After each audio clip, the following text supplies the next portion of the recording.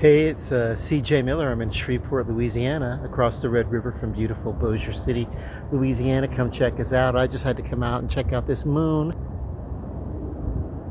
take a nice walk downtown by the riverfront, and see what's up. So, yeah, per usual, this is a night walk.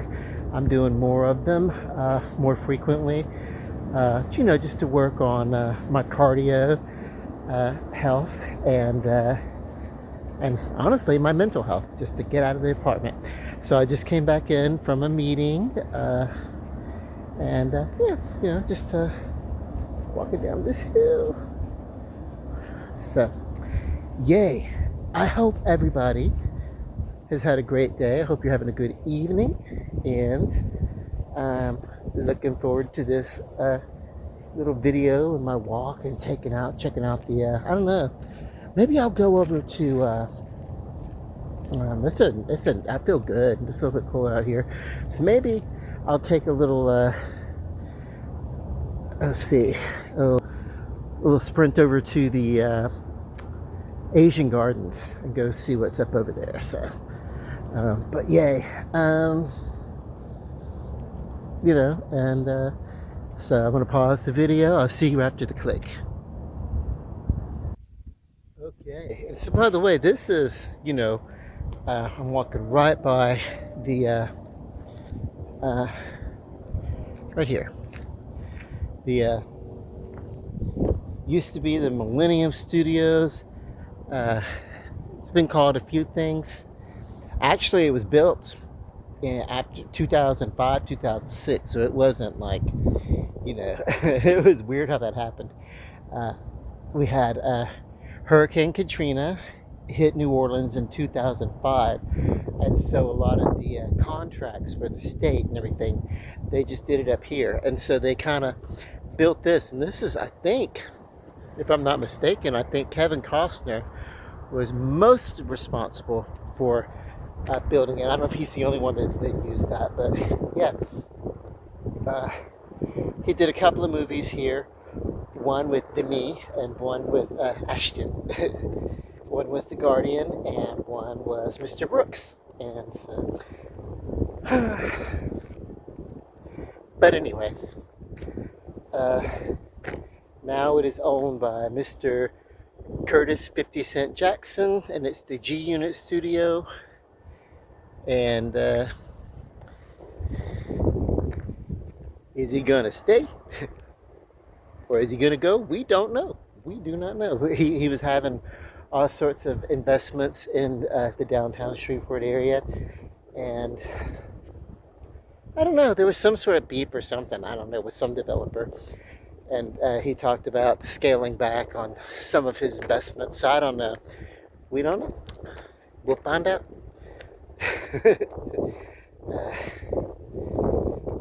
One of my good friends is an extra in a movie, not a 50 cent, not a G Unit production, but this taking place in Greenwood. And as an extra, he's an extra, and by word got a chance that they were, he got word that they were doing casting for a commercial. Now get this, I'm a complete teetotaler, Coca-Cola toddler, but yeah, I'm gonna walk straight down this way because I'm going to the Asian Gardens. Okay, so yeah, the commercial was for a dispensary. That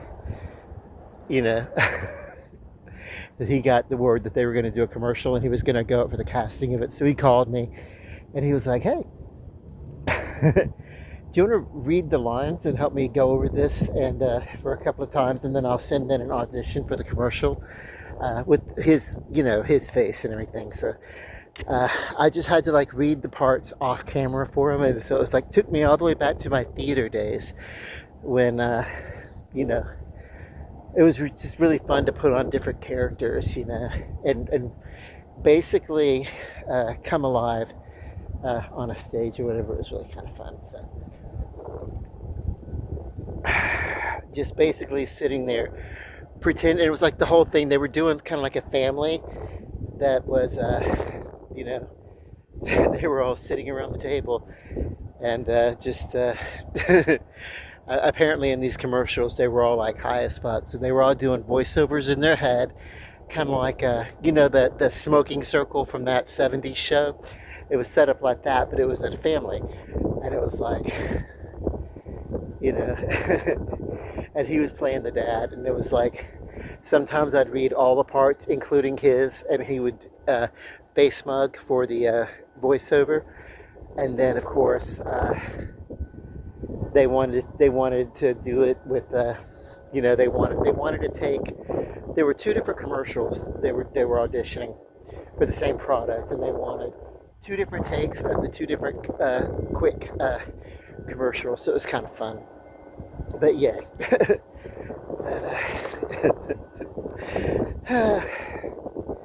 It was fun, but it was like everybody in the same. So we had to like pretend. I had to like go all the way back to try to remember what it was like to be buzzed or something, and kind of play that off, as I was playing all these different characters too from this family. So I tried to change my voice with each different character and reading and everything.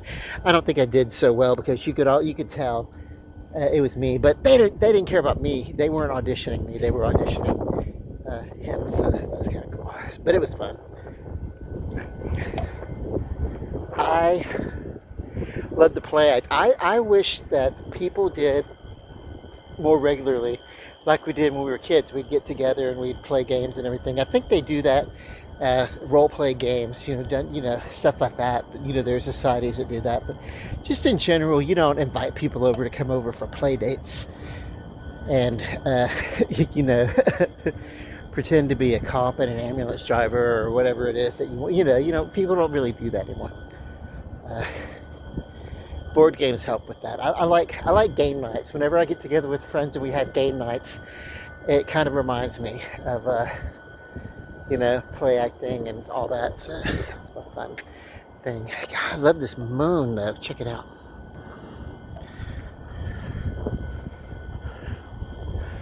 Through the trees.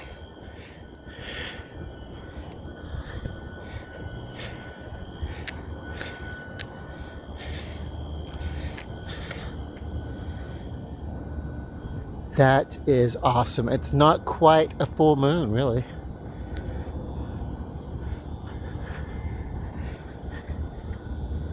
It's what I would call like a Gibbons waxing, where it's becoming full. Probably by tomorrow night, it would probably be mostly full.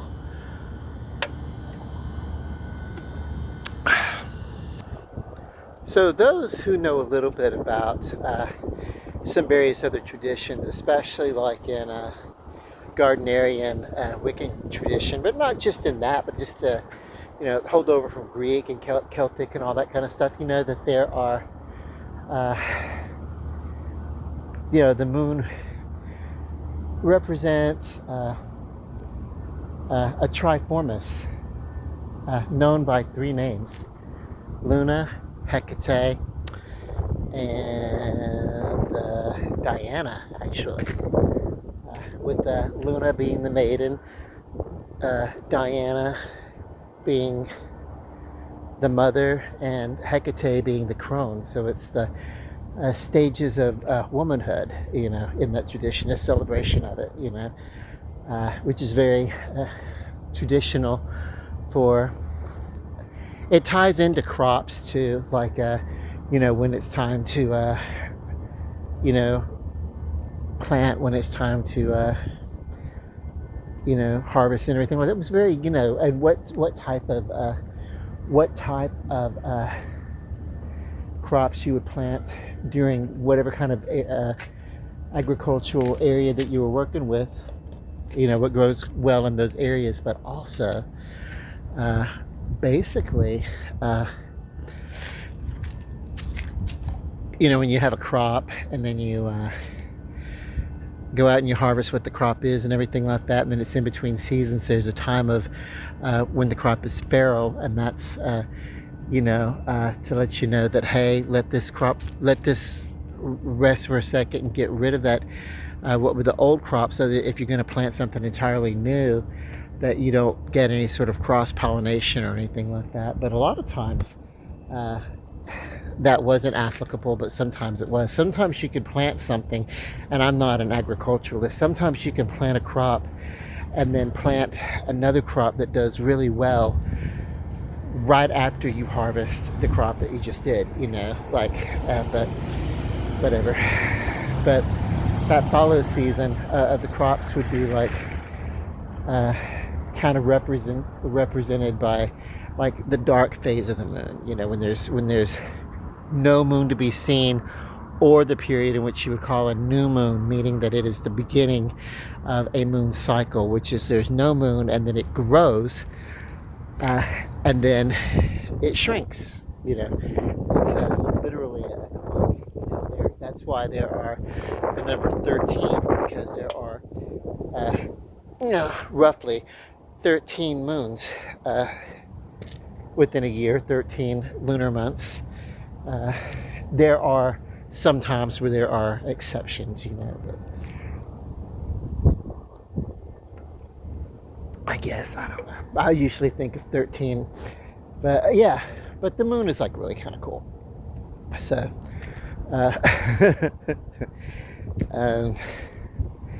the reason why I know this is basically because in the 1980s, in my middle school libraries, when I started looking into, I don't know, any sort of answer other than what I felt that I was getting at my fundamental background, upbringing, I was looking into different things, just for different. I wanted to like what did, I think it was Ronald Reagan who said trust but verify, and yeah, I did have a strong belief in God. I still have a strong belief in God, a Christian God, for that matter, but not every single thing that I was told in that tradition. And so I started looking around, and one of the first things that I learned about was how important the philosophies associated with earth-based religions were, because they thought it was earth-based religions, but some of those were actual, and then actual beliefs, and then some of them were kind of fables to help people remember, hey, when is this and when is that, just to answer questions for why, and it's a lot like I later on learned the Native American has a lot of creationist fables as well, to answer simply to what is unknown. It doesn't really say these things are it's the stories are there primarily for what I understand from what I read, like for the sake of a philosophy, for an appreciation of nature, where some Native American traditions of the Southeast United States talk about these various animals coming down from heaven and having purpose upon earth, and nature being very important. But then there's always that component of the spiritual or the metaphysical that is, not only is it unknown, but unknowable. We can't know everything. We just have to go on instinct and feeling. Well, I can't tell people what to believe. I can just say that some people seem to have an easy time of it when they have faith in something that they can call on to help get them through those rough and those lonely times,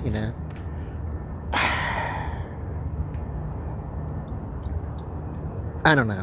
For me, it's a feeling. For me, it's just an instinct. I don't have like a conversation and audibly hear like God, But I get these little things when I'm praying for answers.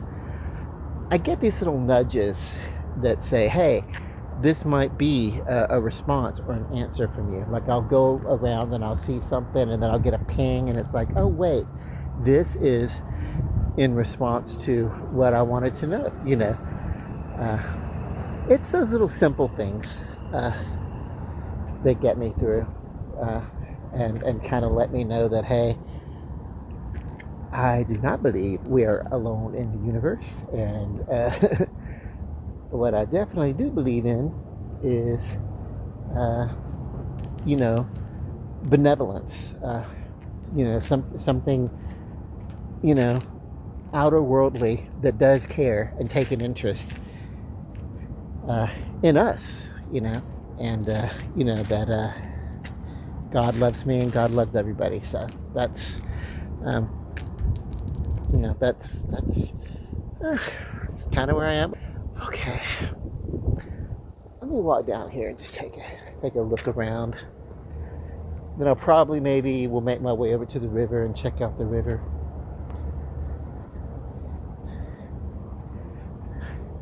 It's a little difficult to see. I forget it's like, so I'm wearing shades and so it's dark, so it's a little difficult to see some of the fixtures. But this is a nice place to come out here and find a little place to meditate and check out the little Asian sculptures from the various different Asian cultures that they have out here, because it's not all the same. It's from different parts of Asia, and there are different features and statues and little meditative spots, and they're meant to celebrate the Asian culture that we have around, and I'm down for that. And then there's an Asian festival that they normally have here about once a year, and they actually invite other cultures that cohabitate with them to come pay a part of it. The last time there was a lot of Latin American culture right next to the Asian culture, and then also right next to right next to West African culture. It was really great. I say West African, it could have been any sort of African culture, I don't know, but it was great. And I didn't go last year. I think I missed it. Maybe it happened when I was out of town or something. So yeah, I've done walked down there, checked all that out. It's kind of cool. This is so it's officially from the Asiana Foundation, the Asian Gardens of Shreveport. Something you really should check out if you come through here. It's just one of the many things. This is a small little feature, but it's actually really connected to behind this church. There's like some parking, but behind that parking for the church, there's an actual park, And then beyond that, it's actually one of the oldest, actually it is the oldest cemetery in Shreveport. So around these parts, it's the oldest cemetery. Where there is a mass grave where is buried. I had to take my other friend that we've been talking about checking out some things. If he's ever over at night, I should take him and show him that there's a mass grave. And for the longest time, up until 3 or 4 or 5 years ago or whatever, it was entirely unmarked. And it was the mass grave of people who died in the yellow fever epidemic.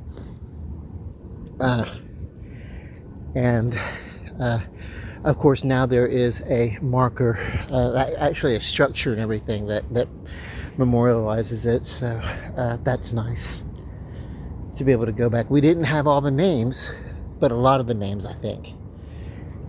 So that's kind of cool. I'm going to walk over towards the river. Be back after the click. This building here is the Uneeda Biscuit Lots. Uneeda Biscuit Lofts or whatever. And it's an artist's lofts where you can, if you're an artist, you make any part of your living regularly from artwork. Doesn't have to be the total of your income, but if you do make art and you have some income coming in from that art, you get a big discount off of those lofts. And Uneeda Biscuit Art at Lofts. Now the Uneeda Biscuit sign, we refurbished it, but it's actually was one of the first advertising of its kind for a food company, for a mass-produced soda cracker. You used to go to the drugstore and you would dip them out of a barrel. Hence, the Cracker Barrel at the drugstores or whatever. That's how you would get your crackers, and you would buy them by weight however much you wanted or whatever. Like those old Brahms candies in the grocery store. You buy however much you want. But they decided to package them pre-weighted and sell them at like 5 cents per however much the package weighed. Maybe about a pound or something like that, I guess. I don't know. It says so on the side of the building. I'm not going back to look at it, but it was the first two things. The first that they pre-packaged and sold, and then of course it was the first food product to be mass advertised nationally on the side of buildings like that. You know, so it created two different major things as far as you know, American merchandising of food, you know, selling food produce basically. And then of course they had to create two companies. One was the You Need a Biscuit company, and the other one was a You Need a Biscuit advertising company, because they needed two different licenses specifically for what they wanted to do and how they wanted to advertise. And it was, I don't know, it was massive. It became known as, when they started talking over radio about this, it became known as Nabisco. And I know that you know Nabisco, the cookies, you know, and everything. So even the Oreo cookie still has the original logo on the Oreo, you know, so to homage that. So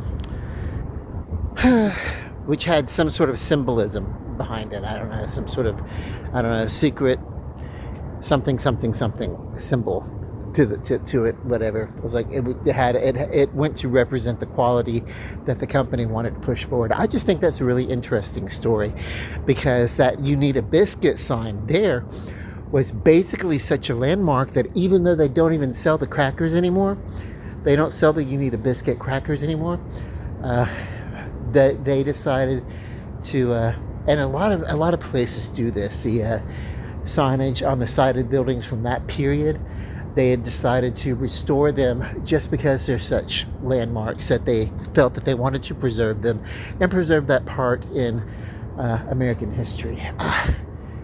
And then this, Leeson Real Estate, Lee's son, the son of a guy with the last name of Lee, and of course his last name is Lee too. I know this because he was I subletted part of his house and lived in the same house as Isaiah for like probably about 4.5, almost 5 years, really. Really cool guy. So, and I think I've probably talked about all this stuff before, but I'm doing it again. Lena's Shoe Gallery has been here since I have like memory of downtown, being like just, you know, an adolescent child.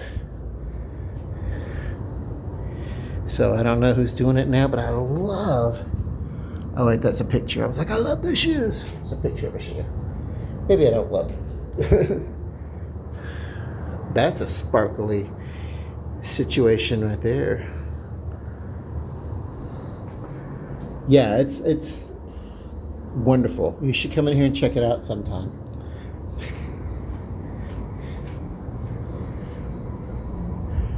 Shreveport used to have the most bustling downtown,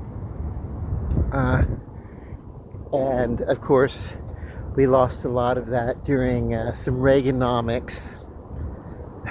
And I'm just going to leave that there. But also mall culture, you know. But the malls were there too. We had the downtown, but we also had our malls. It seemed to me like we were starting to lose some of our mall culture around the same time. I can't necessarily say that we lost a lot of downtown revenue that stretched out or moved away. I think this is natural progression of things, but I do know that most successful metropolitan areas have a central location that gives it an identity.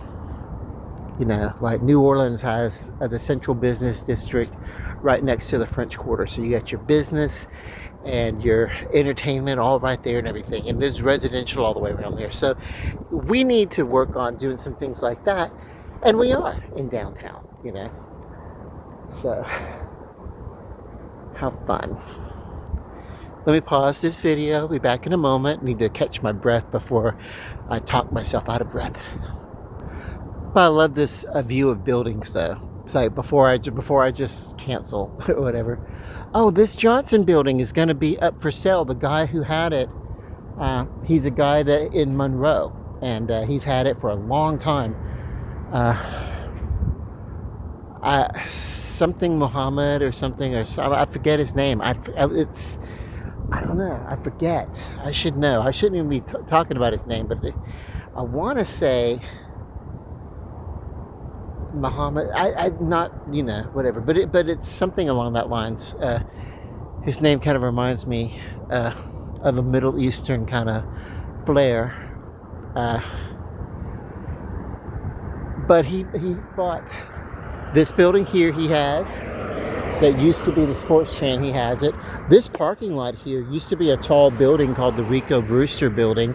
My father worked in this building, and then he worked in that building right across the street, which was the Lane building. No, not the Johnson building. I'm wrong.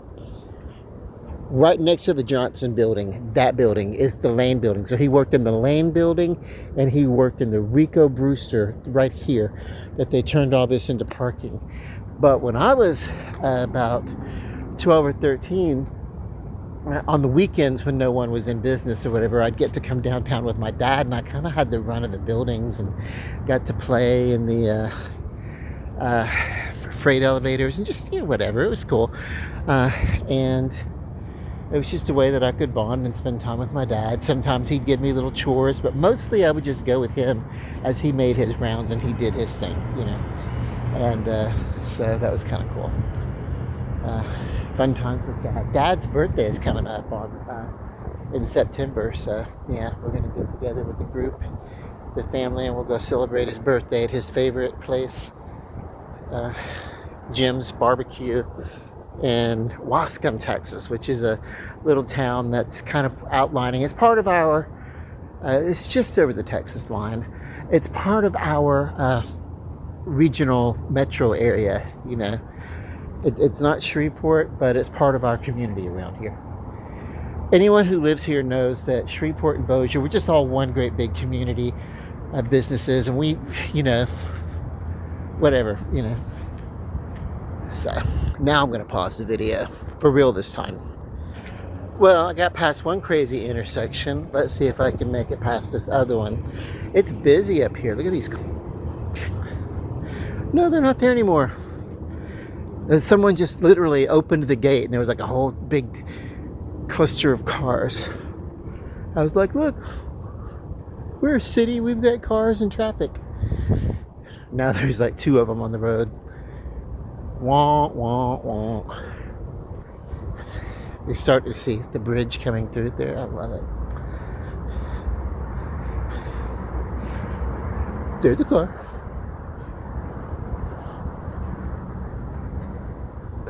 All right. Okay, here we are at Market Street. And there are cars, I told you.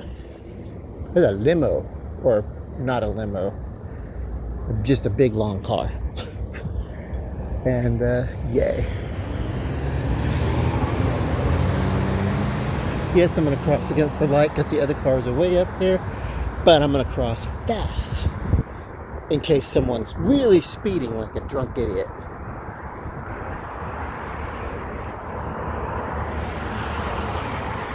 And then I'm up here next to Commerce Street.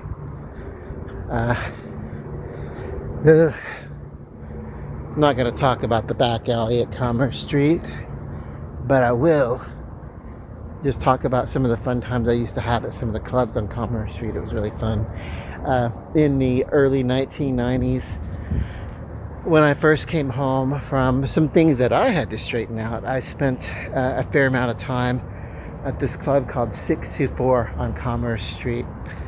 And of course, that was right when we were, starting to bring in the casino, riverboat gambling. And so what they did was they readjusted, and they went through this whole thing where they just kind of like, at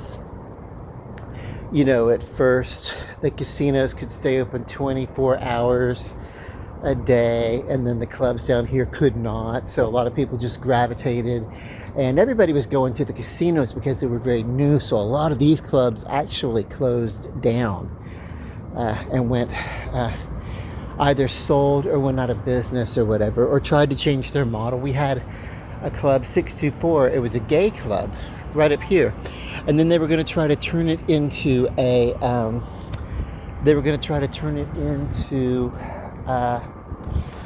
a rave club.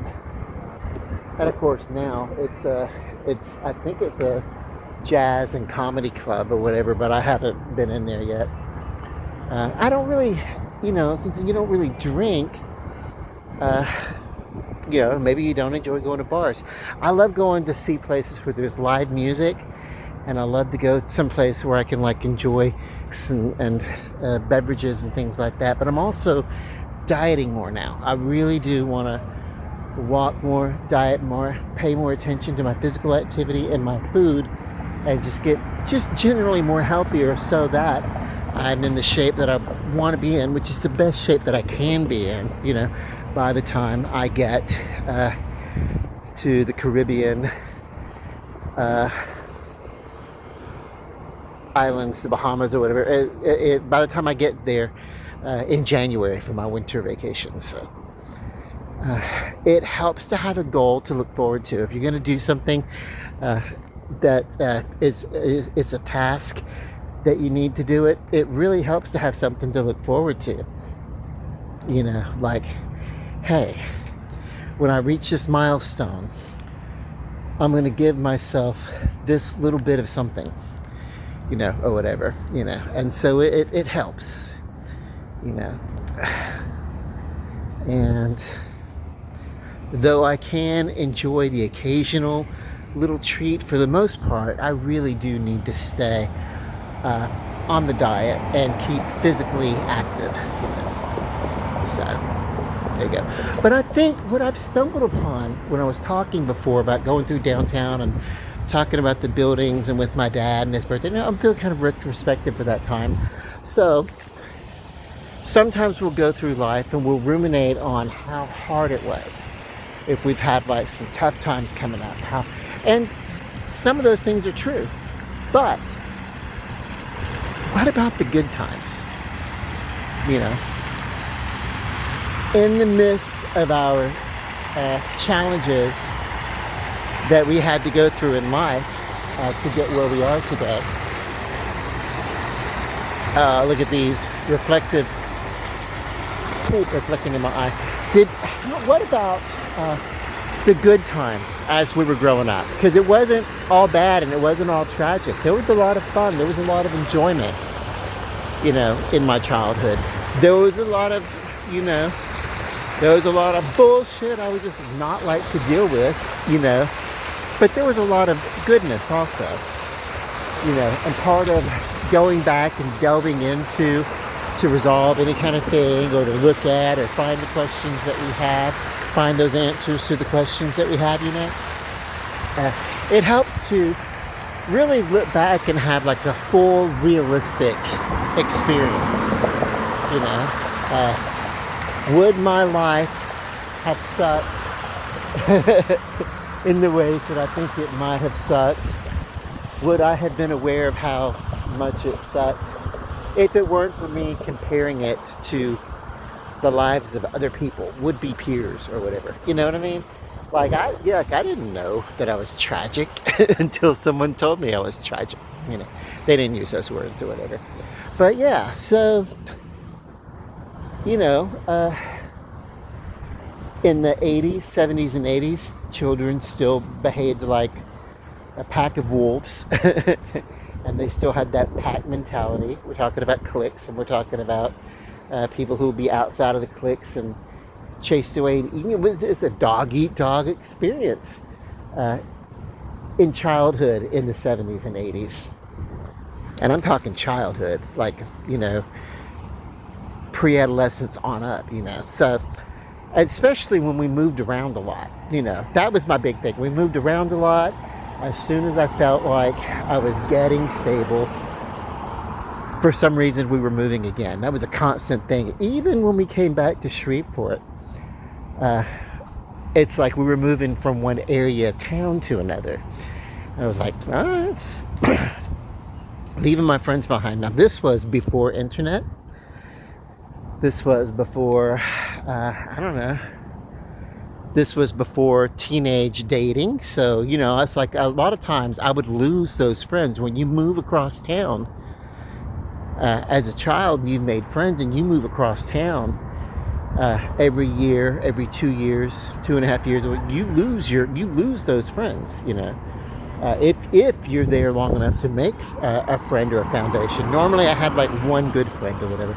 And also because I was the outsider that we were always moving, usually I was making friends with someone else and their family was always moving around, so it wasn't just always me moving. Sometimes it was the buddies that I had that would be moving, and sometimes we moved for the benefit of upward mobility.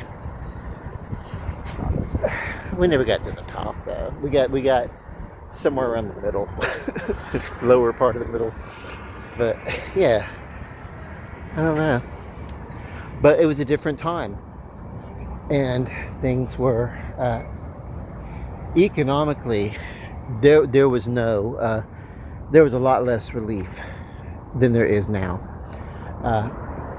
For people who sometimes challenge in certain economic classes or whatever. So I'm going to stay from over there because I see bikes are lit up and stuff. But this is cool. I see they don't have the fountains turned on right now. Sometimes I'll come through here and the fountains will be up. They'll be lit and the fountains will be up. And then sometimes not. So, but yeah, that's the thing. That's what I'm talking about right now. In retrospect, in those moments where we felt harsh realities of what was to be, and we're looking back and because we're in a therapeutic culture now, wherever you can call up somebody, you could text somebody. Let's not even go to a real therapy session. Let's just text back and forth with someone who's a trained therapist or something, I guess. I don't know. Whatever. Or phone. I'm like, no, I want to go see a therapist in the clinic. I want to really get in there and do some work. I don't just need someone to talk to. Everybody needs people to talk to, but I don't know. But fortunately, the internet wasn't even profound as it was for that kind of thing. And when I was doing a lot of therapy, it was face-to-face therapy, which is something that gets lost in translation, I think, by the way. Because I work in a recovery. I don't work, but I participate in a 12-step recovery, and sometimes people are like, let's sponsor each other through text messages and stuff, and it's like, no, I'm not going to do that. That works for some people. It doesn't work for me. I need that face-to-face interaction with sponsor and with sponsee, if it's going to work out at all. But even in the midst of all the therapy that we do, I'm talking quietly now because there are people around, even in the midst of all the therapy that we do, let's have a realistic view of what our experience was like. Yes, this part sucked, but were there ever parts that did not suck? And what was that like? Sometimes during those times, we can look at that and we can find, free from the burden of trauma, in those good times, we can find out who we are and who we always wanted to be underneath all the remnants of any sort of trauma that we might have. So, okay, let me just get up these big old stairs. They're huge. So I almost tripped. So I guess they turned this fountain off and that fountain off. But anyway, I'm gonna stroll over, look at the bridge and the river and everything like I always do, and then I'll head home. But yeah, let's think about that. What are some good things in your life? If you don't want to answer in comments or whatever, maybe just think to yourself, what are some good things, some good memories that you have that make you feel good today? Some of those wonderful things that you can recall that make you feel good today. That we can always look back on the bad stuff, at least the stuff that we haven't blocked out because it was so horrifically traumatizing, but we can always look to the bad stuff. It's always going to be there. We can always work that out later, but let's take this time to celebrate any goodness that was in our lives, And that's what gets us through, man. That's where our strength comes from, Oh, look. The bridge is having its little thing, flashing, whatever, spasming of the lights. I have another name that I used to call it, but I'm not going to call it that now because now I've said it enough.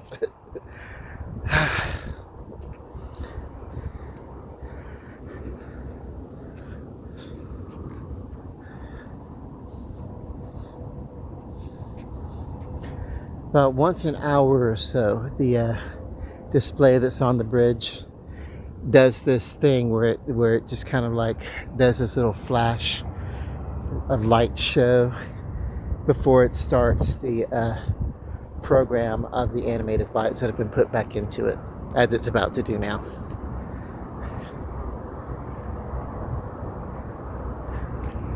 LED bridges are fun.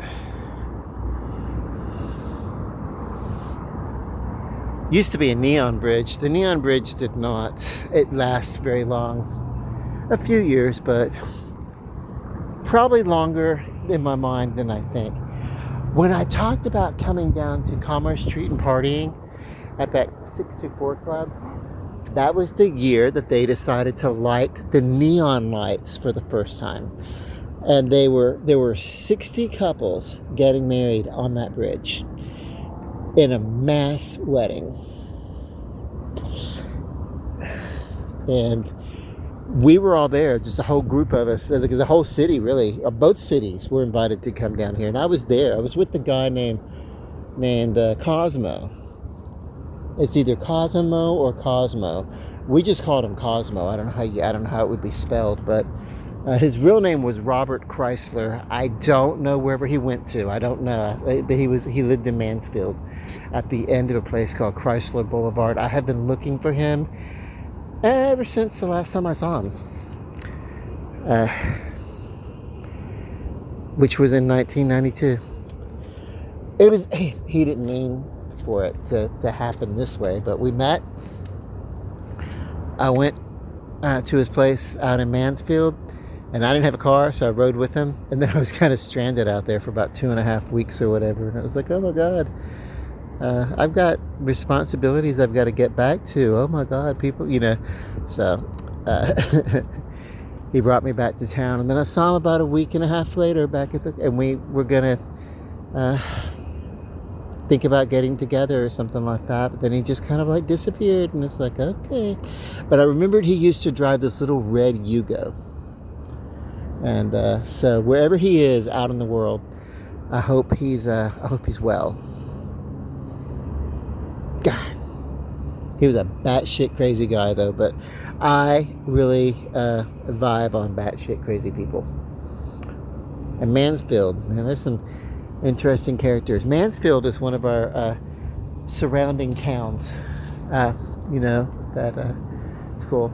I enjoyed it, but the reason I don't mind giving the name that I gave and everything like that is because I don't think Cosmo is with us anymore. I feel like if he were, after all these years, someone would know, would have said something, especially in this age of social media. I think he's no longer with us. But wherever he is in the universe, I hope he's well. Fun times.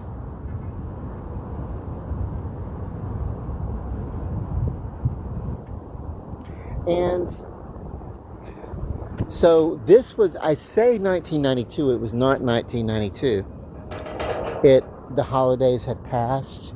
We were well into the winter of 1993. Even after that, like it was sometime like, yeah, I met him after that Christmas of 1993. It was in the winter going into the spring of 1993 when I met that dude, Cosmo.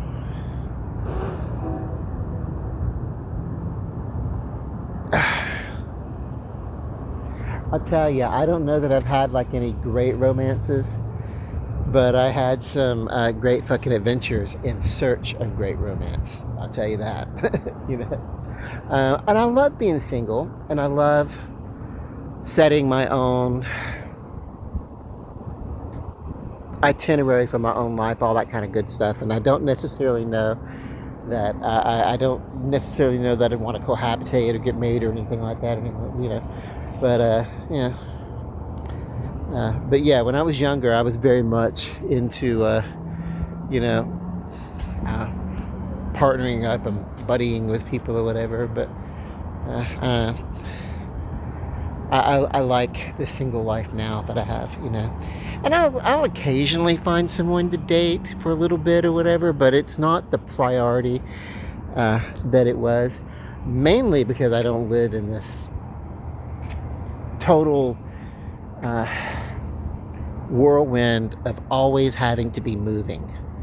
You know, I think sometimes, and I'm only talking from my experience, sometimes I think when people move around a lot when they're children and it goes all the way into their young adulthood, I think it's hard to settle down. I did not really settle down until when I told you about the building that has the Leeson sign on it. I think that was the first time I moved, and I subletted part of a house from my housemate. That was the longest I'd ever lived in one place, one single room, ever, you know. And then I moved downtown, and I lived at the Fairmont for as long as I did, while I was waiting for them to build the apartments that I live in now. Otherwise, I would have moved out of the Fairmont. But I did live in the Fairmont for about 5 years, and then moved into where I live now. And I've been here almost. I'm about to begin my 5th year. 22, 23, 24, 25, 26. No, I'm about to begin my 6th year. Or whatever. At this point, it doesn't matter. I'm going to be here for quite a while. I get irritated with some of the things of the apartments that I live in. But, you know, apartment living, when you live in an apartment complex or an apartment building, there's always going to be things that vex you and that you have to compromise with. Always. There's always going to be the occasional trashy neighbor. Hopefully I can avoid being that trashy neighbor. You know, there's always going to be, especially if it's a community where there are families, there are going to be children that you're going to hear outside when they're running and playing. And you're going to hear it through the windows, and you're going to be like, would you shut up? But, you know, it's a community, apartment community, and they have a right to be children and run and play as much as anyone else, you know. So I try to understand that, you know. Plus I live on the 3rd floor, and they don't really run all over the 3rd floor. They do run in and out of the building a lot, but mostly stick to the 1st floor. And I don't know. I think I'm gonna like check out. I'm sweating now. I've come out and I've walked and I got some exercise and everything. But there's the moon behind me. There you go. Me and the moon. Hello. Hey, moon. Okay. So anyway, yeah. It's a little too hot. It's yeah, it's about time for me to go home and think about what I'm gonna eat because my diet and everything, it all starts over at midnight. For me, midnight can be anywhere from 11 a.m. to 1 p.m. So I'm gonna get back into those old rules that really work for me and be rigid and kind of stick to them. So yeah, I think it's gonna be some kind of pork chop. Probably not like a heavily breaded. Maybe I'll do that kind of light dusting thing that I did with the chicken. Maybe I'll do some of that with the pork chop and just kind of like lightly, you know, pan it or something like that. We'll see. But anyway, for right now, I want to save some of my battery for when I get home. So for in case I need it for the walk home or something. So I'm going to like close this video and I'm going to say love and light to everybody. Peace. God bless. Bye.